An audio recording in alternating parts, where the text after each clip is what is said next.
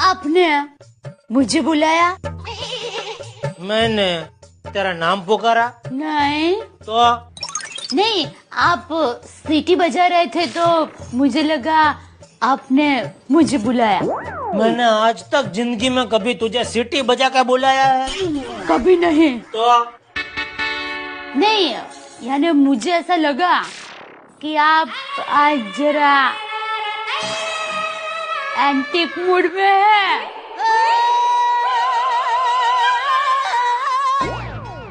अरे एंटेक नहीं, रोमांटिक। हाँ हाँ वही, आप समझ गए ना। क्या? कुछ नहीं, मैं जाऊं? किधर? घर पे। किसके, अपनी माँ के?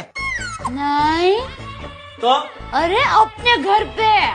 और वो किधर है? किचन में। अरे किचन ही तो मेरा असली घर है।